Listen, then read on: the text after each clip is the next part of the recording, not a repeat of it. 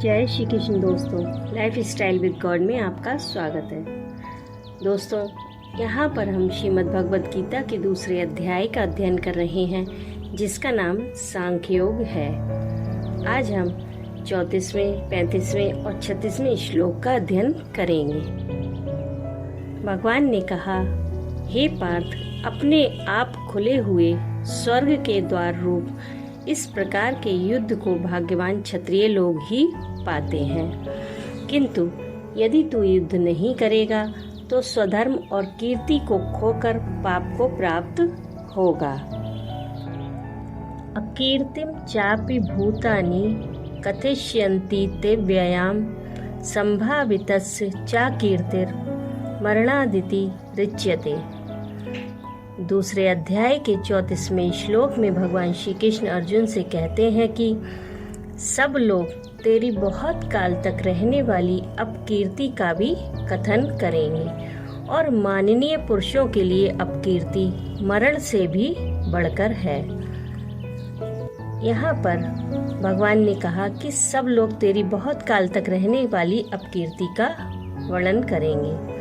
इससे भगवान ने यह भाव दिखलाया है कि केवल स्वधर्म और कीर्ति का नाश होगा और तुम्हें पाप लगेगा, इतना ही नहीं है, साथ ही देवता, ऋषि और मनुष्य आदि सभी लोग तुम्हारी बहुत प्रकार से निंदा भी करेंगे और वह अपकीर्ति ऐसी नहीं होगी जो थोड़े दिन होकर रह जाए, वह अनंत काल तक बनी रहेगी।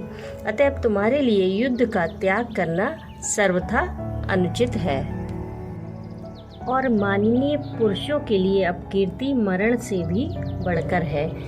इस वाक्य से भगवान ने यह भाव दिखलाया है कि यदि कदाचित तुम यह मानते भी हो कि अकीर्ति होने में हमारी क्या हानि है, तो ऐसी मान्यता ठीक नहीं है। जो पुरुष संसार में प्रसिद्ध हो जाता है, जिसे बहुत लोग श्रेष्ठ मानते हैं, ऐसे पुरुषों के लिए अपकीर्ति मरण से भी बढ़कर दुखदायिनी हुआ करती है। अतएव जब वैसी अकीर्ति होगी तब तुम उसे सहन नहीं कर सकोगे, क्योंकि तुम संसार में बड़े विख्यात शूरवीर और श्रेष्ठ पुरुष के नाम से विख्यात हो। स्वर्ग से लेकर पाताल लोक तक सभी जगह तुम्हारी प्रतिष्ठा है। भयाद्रणा दुपरतम मनस्यन्ते त्वं महारथा येषां चात्वं बहुमतो भूत्वा यास्यसि लाघवम। दूसरे अध्याय के 35वें श्लोक में भगवान श्री कृष्ण अर्जुन से कहते हैं कि जिनकी दृष्टि में तू पहले बहुत सम्मानित होकर अब लघुता को प्राप्त होगा, वे महारथी लोग तुझे भय के कारण युद्ध से हटा हुआ मानेंगे। जिनकी दृष्टि में तू बहुत सम्मानित होकर लघुता को प्राप्त होगा, इस वाक्य से भगवान ने यह भाव दिखलाया है कि भीष्म, द्रोण, शल्य आदि तथा विराट, द्रुपद, सात्यकी और धृष्टद्युम्न आदि महारथी गण जो तुम्हारी बहुत प्रतिष्ठा करते आए हैं, तुम्हें बड़ा भारी शूरवीर, महान योद्धा और धर्मात्मा मानते हैं।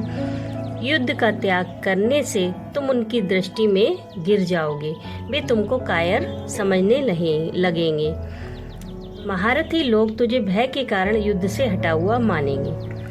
इस वाक्य से भगवान ने यह भाव दिखलाया है कि महारथियों की दृष्टि में अर्जुन के गिर जाने का ही स्पष्टीकरण किया है। अभिप्राय यह है कि वे महारथी लोग यह नहीं समझेंगे कि अर्जुन अपने स्वजन समुदाय पर दया करके या युद्ध को पाप समझकर उसका परित्याग कर रहे हैं। वे तो यही समझेंगे कि वे भयभीत होकर अपने प्राण बचाने के लिए युद्ध का त्याग कर रहे हैं। इस परिस्थिति में युद्ध ना करना तुम्हारे लिए किसी भी तरह उचित नहीं है। अवाच्य वादांश्चा बहून् वदिष्यन्ति तवाहितः निन्दन्तस्तव सामर्थ्यं ततो दुःख तरम नु किम। दूसरे अध्याय के 36वें श्लोक में भगवान श्री कृष्ण अर्जुन से कहते हैं कि तेरे बैरी लोग तेरे सामर्थ्य की निंदा करते हुए तुझे बहुत से न कहने योग्य वचन भी कहेंगे, उससे तुझे अधिक दुख और क्या होगा। 34वें श्लोक में भगवान ने यह बात कही थी कि सभी प्राणी तुम्हारी निंदा करेंगे।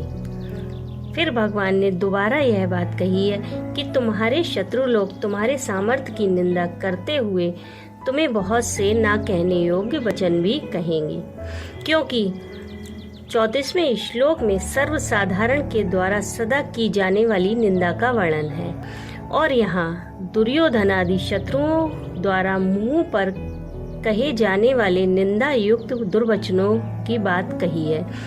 वह निंदा तो केवल माननीय पुरुषों के लिए ही अधिक दुखदायी होती है, सबके लिए नहीं।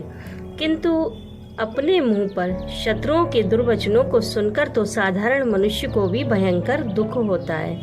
इसलिए भगवान का कहना है कि केवल जगत में तुम्हारी निंदा होगी और तुम्हें जो अब तक बड़ा शूरवीर मानते थे वे कायर समझने लगेंगे। इतनी ही बात नहीं है किंतु उनमें से जो तुम्हारा अहित चाहने वाले हैं, तुम्हारी हानि से जिनको हर्ष होता है, वे तुम्हारे बैरी दुर्योधन आदि तुम्हारे बल, पराक्रम और युद्ध कौशल आदि की निंदा करते हुए तुम पर भांति भांति की असहनीय बाणों की वर्षा भी करेंगे। वे कहेंगे, अर्जुन किस दिन का वीर है, वह तो जन्म का ही नपुंसक है। उसके गांडीव धनुष को और उसके पौरुष को धिक्कार है। इससे अधिक दुख और क्या होगा।